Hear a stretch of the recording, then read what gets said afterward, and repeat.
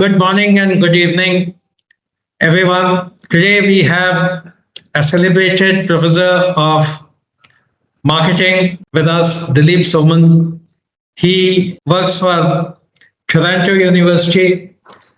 He's studied his engineering from VJTI, Bombay, MBA from IIM Ahmedabad, and PhD from Booth School. He has had the opportunity of being guided during his PhD by a Nobel Prize winner professor, and he is making strides in consumer behavior and the generational or technology-led shifts that are impacting the consumer behavior not only in B2C but also in B2B.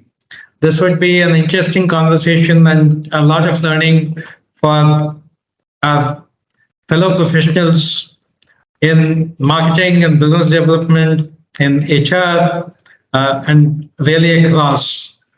So please hold on your breath and go through the discussion. With that, I will get started with my questions for Dilip. So Dilip, you've studied in the top schools of the world and you've interacted with faculty and peers and also taught in top schools of the world and interacted with multicultural student body. So how has been your experience with the multicultural folks and what has been the learning that we in India can benefit from? Okay, so first of all, thank you so much for inviting me. I think your introduction was kinder and nicer than it could have been. So thank you very much for that. You're right, it's been an interesting long journey. So I think, as you mentioned, I started as an engineer, got interested. My first job was, was on the shop floor like most engineers. And then I got interested in sales. And for reasons unknown to me today, I got selected for the sales job and sales and service. And that was like, for me, a big tipping point because it was interesting that, and you will recognize this, as engineers, we used to spend so much time on the shop floor in the design studio, making sure that the performance of the engine, and if you could do anything to improve the performance by like 0.25%, we were so happy. And of course, our customers didn't care about it because most of them didn't know. And if they knew, it was just part of a trust issue in the brand. And so I found that whole thing very interesting. So I found my way after working in engineering to IIM, where, of course, you and I overlapped. And that was another interesting experience, too, because I think it was the first instance of me and you being in a situation where every one of our classmates was a superstar in their own rights. And so I think all of us came from places where we had our own distinctive thing. And now we were in a group of 180, 200 people, everybody who was great.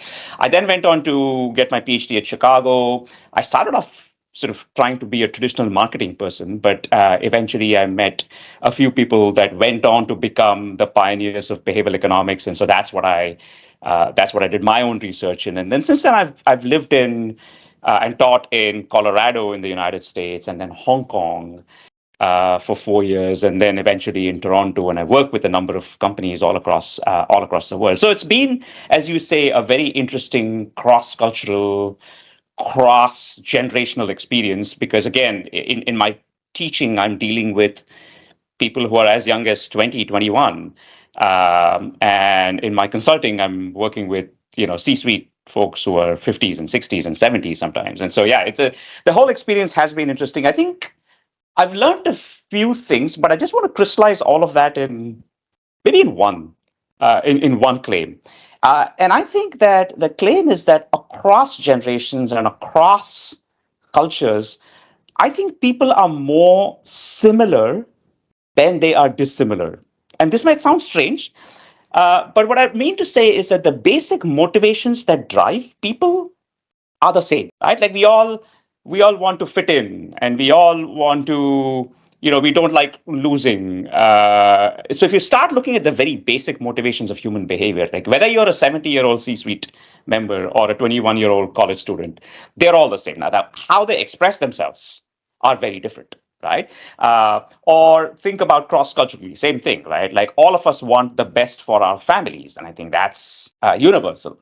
And so, in some of my work, we try and help pension funds to encourage people to contribute more towards their retirement savings. And everybody wants the best for their family. Like that, there is no difference across the world. But how we get people to realize that's different. Right. So, for example, in the United States, right, one common messaging strategy is to get people to think about their own future self. That same messaging strategy doesn't work in Mexico or in South Asia, right? Because in some of these countries, thinking about your own future self is considered selfish. But if you get people to think about their family's future self, that works, right? And so, all of this to say is, I think the underlying motivation is the same. The underlying behavioral patterns are the same. But the buttons you have to push to get people to display those behaviors are different, right? And so I think that's been my biggest learning, which is as a species we are so common, and our tendencies are so predictable. But the trick is really in figuring out how they manifest themselves. That's a wonderful observation. And when we look at our data on employee engagement, so while there are differences in how things manifest in different generations, but everyone is looking for careers, everyone is looking for benefits, everyone is looking for purpose. So there are a lot of commonalities across generations. So Prashant, if I can just jump in, I mean, I think one of the things that is central to human psychology is we try and look for differences, right? Like I think the brain is hardwired to do it. And so when I'm when two people meet each other, they will look for what's different across them, right? We try to be unique. And I think our business schools teach us to be unique, or our education system tells us be different, be unique. Our management gurus tell us to do that, right? But I think that's why we tend to think about the world as so different from each other, when in fact it's not. And I think if we can somehow get people to focus on similarities, I think we'll all be a happier species. But that's just a philosophical diversion. I think that's a absolutely great observation. Absolutely great observation. And yeah, we perhaps wired and trained and taught to look for some differences where the world is quite similar. I was making an observation with some of my colleagues that whether you accept bell curve or you don't accept bell curve, normal distribution is a reality in anything. No, even in the growth of trees, right? So finally, that has to apply. Now, coming to the next question, that with so much of pressure to perform and pressure to deliver and multifaceted work from research to consulting to teaching, and even while you were studying, all the top institutes also create the top level of pressures. How did you manage to have fun? Okay, this is an interesting question, because I think the concept of fun is also very individual. I think the key was to have something else in your life other than what you were working on, right? And for me, that could be a sport. It could be, I used to act in theater before, so it was that, or it might be reading, or something else, right? But I think the trick is to have something specific for you to have, because otherwise it is very tempting for people to say, well, look, I'm going to go home and I have nothing to do anyway, so might as well work harder or spend an extra hour in the office or whatever else, right? But I think having that focus, I think, is really important, or having that outside activity. So that was something that I always did. I made sure there was something else I was doing. And of course, once you have a family, that becomes easier, because then your children's interests become yours, and then you pretty much have to there's a routine that you have to follow. So I think the trick is really, before having a family, having that outside focus was important, right? But I do also think that at the end of the day, if you're doing work that is personally meaningful, as you were saying earlier, that in itself can be fun, right? I think the trick is to make sure you do it in metered quantities, because we know that anything, no matter how much fun it is, if it's done in excess, stops becoming fun, because then you obsess about it and you worry about it. And I think that, so I think really having a very clear end of the work day and a clear beginning of my personal day was really important to me. Weekday, weekend, all of that stuff, right? And so I think setting personal boundaries was important, and that's something that I think I managed to do well throughout my career. That's absolutely fantastic message again, and fantastic learning for all of us, how to manage our time and how to manage our boundaries. Now, since you've been studying these consumption patterns and you've been studying the differences, both geographical, cultural, and generational, do you see any difference, and if so, what, between the consumption patterns in India and in US or North America? So, let's say South Asia and North America. Yeah. So, I mean, I think I'm going to get to that question by answering a more specific question, which is, if I look at, let's say, South Asia versus North America 10, 15 years ago versus today, right? What are the differences? What are the differences in the differences almost, right?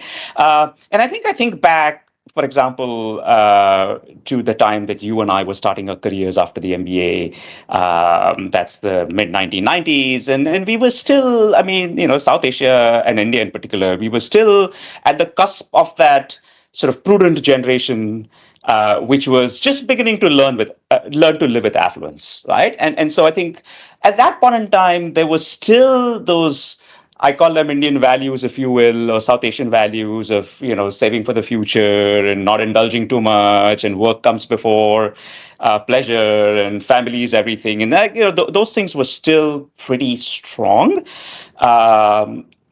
definitely relative to the US or North America, right? I would say over the 20 plus years that have passed, the difference in those two sets of values has diminished, right? And I'm not saying this is as a value judgment, right? But I do see, for example, at least that's what the data tells us, things like, you only live once, creeping into the Indian mindset, which we didn't have, right? And I always joke with my friends, like, in our philosophy, you live 7 times, so you don't always only live once. But we're starting to see those kinds of things. We're starting to see a lot more conspicuous consumption, which was there in pockets in India, but not, it wasn't a big thing. And I think so over the last 20 something years, I think I'd say the differences have actually shrunk significantly. So we're seeing a lot more, and I'd say, like, there's 3 dimensions on which you can think about it, right? There's sources of information. Where do people actually get their information from? South Asia has become a lot more interconnected than it was 15, 20 years ago. And so, like, I mean, you and I remember the days of Doordarshan, where there used to be one channel. And of course, we've come a long way since then, right? But like now, sitting in Bombay or Pune or Lucknow, we can easily imagine what life in Los Angeles or London is like. Couldn't do that previously. So I think sources of information, connectedness have actually changed things. Temporal orientation, again, how far ahead do people think in making consumption decisions? So simple thing that we see in the data everywhere is durability of products, right? It used to be a big thing in South Asia. It's not as big anymore. Right? So people are much more willing to discard clothes or discard washing machines or discard, kitchen equipment today than it was 15, 20 years back, when we used to always take it to the repair person. And until the repairman says, kuch nahi ho sakta, we were still working with it, right? So I think those things are changing. But on the flip side, I think we're also seeing a lot more concern for the environment, which I think there should be, because as you and I were speaking earlier, our generation and the generations before that have not done a good service to the planet overall. Sustainability, fairness, all of these things are becoming a lot more of issues. I mean, it is great that young people think about this stuff, because I certainly remember when I was in college, we didn't think about these things. But so I think those three forces create some interesting kind of dynamics. I think we're seeing a lot more impulsive buying, a lot more short-term buying, but at the same time, a concern for fairness and sustainability. So at some level, these seem like they're at odds with each other, but we do see those things play out. And I think in terms of consumption habits, I think that South Asia is becoming a lot more like North America, and in many ways more North American than North America is. That's a really very nice insights of geographical similarities and convergence. Now, coming from geographies to generations, how do you think the consumption patterns, whether in North America or in South Asia, have been different from the Generation X and the millennials and Gen Z, and now the Gen Alpha coming in because now they're teenagers, at least some of them. Yes. So they're going to be from influencers. They will start becoming consumers. They will, and I think I last wrote about this in a book 7-8 years back. We talked about how generations will, or differences in patterns of buyer behavior or psychological mindset will influence consumption patterns. But I think a couple of things have happened since then. The first thing that's happened, I think, since then is the growth of technology at such a rapid pace, right? And I think it is becoming really hard to disentangle whether this is a generation shift or a technology shift. In other words, if you and I had access to the same technology when we were kids, would we have behaved any differently from the kids today, right? And I don't have a good answer, but I'm leaning towards no. I think a lot of these changes are driven more, I think, by technology than by anything else. Second, the one thing that my own research has taught me over the last 25, 30 years is, yes, people are different from each other. So young people are different from old, and rich people are different from people with not so high incomes, and the Americans are different from Indians, and all of the stuff we've been talking about. However, people are also different from themselves, right? And I think this is an important observation that all of us can relate to, but we haven't figured out how to use this observation. So let me give you a simple example, right? Like when you are making a decision in the morning versus the evening, you're probably making it differently. When you're making a decision weekday versus weekend, you're probably doing it differently. In the store versus online, doing it differently. With family, without family, you're doing it differently, right? And so all of this to say that as a marketing field, we obviously need to think about segmentation along the lines of people are different from each other. Yes, right? So this is where these generational differences become important, right? However, there is also a lot of variation that happens in the purchasing situation in which the person finds themselves, right? And we as a field have not done a good job of embracing those, right? And so I and a student published an article in the Behavioral Scientist last year where we talked about, the heading of the article was customer segmentation needs a behavioral upgrade. And what we meant by that was to say there are visible ways in which we segment people, let's say by generation. And then there are these invisible ways in which people's differences vary, right? Now, back in the days where we could not see the invisible, we could only rely on the visible. So we could say, oh yeah, Gen X is different from Gen Y, or men are different from women, and so on and so forth. Today with technology, we can see what used to be considered invisible, right? And so, for example, in one project with a financial services company, we're looking at web layouts of the website, right? I know what time people are hitting my website. I know if it's the morning or the afternoon. I know if it's a weekday or a weekend, right? And so based on my prior data, I have these generalized patterns. So generally, when people come in the mornings, they only come to pay a bill or to pay a premium, right? When they come in the evenings, they're browsing for other products, or in the winter, they're looking for certain kinds of insurance. In the summer, they're looking for other kinds of insurance, and so on and so forth, right? So we know all this stuff.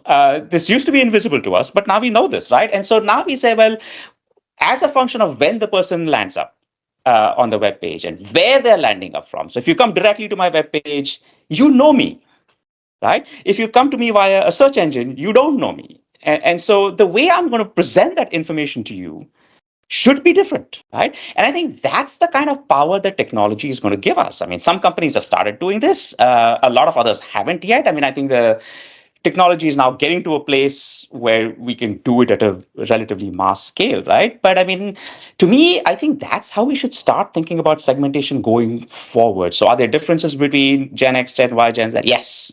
Right. Again, on those same three dimensions, the sources of information are different. The temporal orientation is different. Concern for environment, sustainability, fairness is different. But I do have now grown to see the power that technology can give us in making what used to be invisible visible.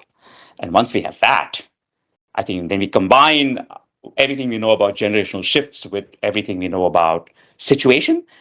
And Prashant, I think the future is amazing because there's so much magic waiting to happen at that intersection of our approach to segmentation and what we can now do. So this is fantastic input and gets me thinking, how should we structure our own website for different people landing from different sources Yep. and different level of knowledge that they already have about us or they don't have about us. This already is getting me thinking, and that's where I think this conversation is going to be useful for almost everyone.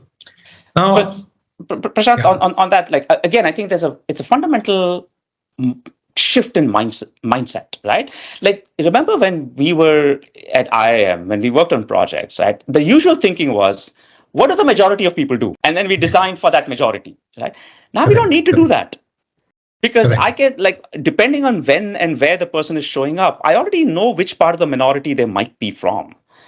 And that knowledge is just so empowering. Now we don't have to just focus on the average person. We know the average person doesn't exist. So now that we have that knowledge about who belongs to which subsegment, if you will, it just changes the game. And I think it's a big mindset shift. Yeah. So it's moving from majority focus or average focus to segmental and subsegmental customization. And I guess someday it is going to get to such a micro level that it will be individual focus. Absolutely. Every customer will be treated differently and served differently, both the information and services. And it's not just served differently, but served differently in anticipation. And so I have three fabulous colleagues who do some amazing work on artificial intelligence, right? And so they said, like, what stops a company like Amazon from predicting what you're going to want on Monday and delivering it to you? And then if you don't want, right? So, and I think that's the thing about the future. Like we used to rely on market research. We used to rely on asking people questions, but we now know that, depending on how you ask a question, people basically tell you, stuff that you want to hear. And so we now know that surveys aren't the most reliable way of doing things. But what if we could now predict preferences and then deliver according to those predictions? And then people, if they don't want it, can turn it back. But that, to me, is a way to think about how marketing can move to the next generation. That's really completely next level, because I think what we need, Amazon already knows before we come to know. Because I think of replacing my refrigerator later, and they start pushing the refrigerator even before I've thought about it. Yeah. So yeah, that they're predicting. But this next level that you just deliver it, and if people take it, and don't take it, don't take it. Absolutely. That's superb. That's superb. No, and again, that gives me some ideas on how to factor this advice in our own business. Now, coming to this again, the generation question, where you already said that generations perhaps matter less. It's the technology and the exposure to technology that matters more. But I guess no, the technology or the availability of technology between Gen Z and Gen Alpha Yeah. have been pretty similar as of now. Yeah. Over time, with AI ML, perhaps Gen Alpha will have much more than Gen Z had. Yes. Uh, but still, no, in your last book, you've identified the differences Yeah. that Gen Alpha is kind of in the behavior of Gen Alpha are being witnessed, and that how they are influencing their parents' buying decision, Yeah. which was when the parents belong to Gen Y or millennials. Yeah. So is that going to continue, right? And when is Gen Beta coming? And are there some predictions on how things are going to change in, let's say, next 20 years? Yeah. So, I mean, I think when you think about a society where access to information was not easy, and you think about the relationship between, let's say, a parent and a child, right? It was easy for the parent to dismiss the opinion of the child because where will the child get information from, right? I've been around for 30 years. You've only lived for 5 years. You don't know anything, right? Uh, with Alpha, that's not the case, right? In fact, Generation Alpha sometimes knows way more than their parents know, than their older generations know, right? And I think that is a game changer. So I think one of the reasons why we see a lot more influence of Gen Alpha compared to any of the previous generations is not only are they digital natives, but they are digitally fluent natives, right? So not only do they have a phone or they have a tablet, but they know exactly where to look and how to combine information. And I don't know if, I mean, this must have happened to you. Like I learned all of my technology and a lot of information from children, right? Because Yeah, absolutely. they know, Absolutely. right? And I think so. So to me, I think that's why Gen Alpha has been like particularly influential in terms of not just collecting information about products and services, but about attributes that I had never heard about. Right, things like sustainability, things like environment and protection, and I think it's true for a lot of people in our generation. We've learned a lot about these things from the Gen Alphas. So I think that's going to be the single biggest difference. I think when you think about Gen Alpha in particular, and whenever Gen Beta shows up, I don't know when, is because they live their lives as much in technology as they have in the brick and mortar world. I think there are two or three things that make them different, right? So for the first thing, and this is based by research that several of my colleagues and I have done, is they spend a lot more time on screens. And I think we know from our research that the way in which people interact with screens is very different from the way in which they interact with other human beings. So when we are trying to collect information for market research, for example, on sensitive topics, people are much more likely to report the truth when they're reporting it to a screen than they are when they're reporting it to a human being, right? Which initially I thought, how could this be? But then, we tried this in multiple domains. And yeah, like, asked people about awkward health behaviors or smoking or, habits that they wish they didn't have. They report it to the screen. They will not talk to a human being about it, right? So I think that's one fundamental difference. The other fundamental difference, and I think this is a big one, is in a connected world, you are much more likely to see what other people do, and it's easy to see what other people do, right? Those other people could be your friends, there could be people in another country, whatever, right? But you have different reference groups, whereas previous generations didn't. Their reference groups were the friends they went to school with, right? And that's another game changer because that levels again the playing field. Like now I can be like somebody I know in London, UK, because I talk to them online or I can see what they do online, right? And we know, for example, from behavioral economics that people's preferences are shaped a lot by what others around them do. And as businesses, we need to embrace that, right? So, how do I get people to buy a financial product or any product? Like, I could tell them how good the product is, but I could also tell them, most people of your age and in your occupation have this retirement plan, right? And it turns out that is a bigger influencer than the benefits of the plan itself, right? Because everybody is doing it, so they must have some reason for doing it, so I'm going to do the same thing too, right? So we know from psychology that this matters, right? And I think as technology allows people to have more and more reference groups, I think that's going to be a big shift, right? And then finally, the use of what I call decision engines, any technology that facilitates decision making. Now, there's a flip side to it, right? So we have all heard about educators who complain, oh, my children don't know how to do math and they can't add things. And yeah, that's true, right? But you think about other technologies, right? Like GPS is my favorite example, right? Like you and I grew up before GPS. We know where is north, where is south, where is east, where is west. We know all of that stuff. I go to a strange city, that's the first thing I try and figure out, which side is north, which side is south, right? X, Y, Z don't. They grew up in GPS, right? They have no idea what is north, south, east, west. I mean, they kind of know, they learn it in school. But the whole act of trying to figure out where they are in relationship to the directions, they just don't do it, right? Now, are they poorer off because of it? Not really, right? And so I'd say, like, now that we are not allowing is not the right word, but now that we are developing all of these technologies to not just give information, but to help people make decisions.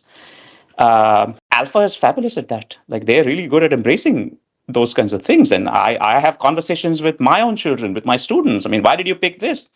They say, well, this is an app. It collects all the information and then it weighs it in suitable ways to recommend something to me. That's what it recommended, so I did that. Right? And so obviously we start getting into issues of, like, how much do you trust the app and the technology? But to me, like, that's the big game changer. It's not just about using technology for information, but for decisions. And we're going to see a lot more of that. That's fantastic. And our time, that's what I tell my younger colleagues, that we are from the pre-Google era. Oh, yes. And if we had a question to answer, we had to go to 5 libraries. Yes. And go through multiple catalogs and multiple books, magazines, and journals. All those index cards. Yeah, index cards. Right. So today, they don't know what index cards are. And as you said, are they worse off? They're better off. They don't need to know index cards. They don't need to know it. They can just Google and get something in 5 minutes that we took 5 days to get. Absolutely. So they are perhaps better off. They're perhaps smarter. Sure. So yeah, that's really nice. And one question that I wanted to ask you was that from your latest book, that you published last year, what are the key learnings for B2B marketing as well as B2C marketing? Okay. So the book is called Managing Customer Value. I'm going to hold it up here. And it's written with a former student from like 15, 20 years ago, Sarah Marandi, who then went on to work for Monitor Consulting and then at Google, where she spent many, many years. And I think it's basically, the book is a call to redo the way we think about marketing. Right. And I can sort of highlight sort of the key philosophical questions in 2 or 3 short sentences. So the first one is, I think the marketing, so we make a distinction between the marketing function and the marketing department. Right. And oftentimes when we think about marketing, we use the word marketing, people think about what does the marketing department do? Okay, they create brands, they manage brands, right? But I think at the end of the day, if we think about ourselves as being in the business of creating customer value, then that marketing function becomes much bigger, right? Anything that creates value for the customer is part of marketing. So if you're in design, you're in marketing, or if you're in sales, you're in marketing, or if you're even, doing some fundamental office supply, service to the customer. You're in marketing. So I think that's one of the points we make is like think about it more broadly. I think the second thing we make is we make a distinction between customer value along two dimensions. What is the value that you create for the customer? And the second, and I think more important for business, is what is the value that the customer gets for you, right? And I think that second part we often ignore. I've seen so many businesses that work really hard to keep their customer happy, but at what cost, right? And so we start introducing sort of, a philosophy of thinking about who are the profitable customers, who should you not serve, right? And I think this is the one thing that I think is a big difference across the 20 years, right? I think we used to think about how do I get more customers as the foundation of marketing. Now it's like, how do I not get customers that I don't really need? So in the book, we talk about who should you serve, who should you not serve? What are handy ways of, simple frameworks of thinking about who are the star customers, who are not the stars, and how can you treat those customers differently as a function of what you know about them. So that's the second thing, right? I think the third thing, and actually I could go on and talk about many more things, but the third thing really is businesses often ask customers to do too much too soon, right? And the point we make is oftentimes there is a ladder that moves customers from where they are right now to where you want them to be. The ladder doesn't have one jump, it has many steps. And I think you have to think about how to move people one step at a time. So the byline of the book is one step at a time, right? And I'll give you a simple example of how this plays out, even in situations that are supposedly simple B2C situations. So I did some work with a cruise company. And when you think about it, for people who have never gone on a cruise, like going on a cruise is a big jump. Like it's something they've never done. They're not used to it, right? And so we started thinking about the ladder. It's like, what are the steps between somebody who has never gone on a cruise to somebody who's just gone on one 5-day Mediterranean cruise, right? And it turns out you can think about a few things. They have to get familiar with the ship. They need to know then they have to go on a small cruise just to make sure it's okay, and so on and so forth, right? And so we instituted this program where the ship would be let out for corporate functions. Okay, so it's on the dock, it's not going anywhere, but you just come and spend one evening for a corporate get together. You walk around, see the ship. Step one of the ladder, right? Step two, maybe have like a little one-day trip, one-day cruise. Leaves at 8 o'clock in the morning, comes back at 6 o'clock in the evening, just goes out, comes back, right? Then we did that. Then we had the longer 3-day cruises, then the 8-day cruises. And so again, you can think about everything as a ladder. And I think that's one of the central things is like, think about what your ladder looks like, and then think about who you want to move up the ladder. And some people, it doesn't make sense to move up that ladder. But those are the messages in the book. It's not about just sending out a message and communicating with people. That marketing is a lot more complex than that. Yeah, that's a very fantastic insight. I think all of us in a rush for revenue, we tend to put the customer on a flight, whereas they want to walk. Exactly. And we are a little blinded by our objectives rather than the customer objectives. Absolutely. And that is a fallacy in the marketing strategy of a lot of us, which needs to be corrected. And again, this book will be very useful in I think correcting our approach. It also links back to something we spoke about earlier, which is the whole temporal orientation. I think companies that have the discipline of thinking long-term will benefit in the long term, because even if the customer is walking today, they will eventually buy a plane from you, right? But if you get them on the plane today, maybe that's their only interaction with you. So I think really thinking about what is it that the customer wants today that will help them become a better customer for you tomorrow, that's the trick. We often just say today. And as you say, it's rush for revenue, Q3 reporting coming up, et cetera, et cetera. Absolutely. And the listed companies and their pressures to report revenue growth and profit, as well as the funded startups perhaps the pressure that funded startups have are much more than the listed companies, it seems. That's true. So So yeah, I mean, with all those pressures of all kinds, professionals do end up taking decisions which may not be wiser, and that's where I think this book will be handy for a lot of us, and I think people should read it and benefit from it. What would be your advice to young professionals for building their careers going forward in the wake of all the AI, ML, all the scale that is going down as to how AI, ML is going to replace jobs and replace people, and therefore reduce the number of jobs, and therefore the employability is going to be a challenge. What will be your message? Know on what the future scenario looks like and what should people do to continue to be employable? Yeah, so that's a great question. I do think I make a distinction between technology, machine learning as a producer of predictions, right? So machine learning is great at helping me figure out what the future state of the world will be, uh, making forecasts and all of that stuff. But there's also a bigger component, which is judgment. Once you make the prediction, what do you do with that prediction? That's where managers still play a role, right? And so I always encourage people to think about, are you skilling yourself to just be a better predictor? I.e., are you doing things that are repetitive? And if they're repetitive, one day a machine is going to take it over because it's going to learn. It's going to predict what you're going to do next time, right?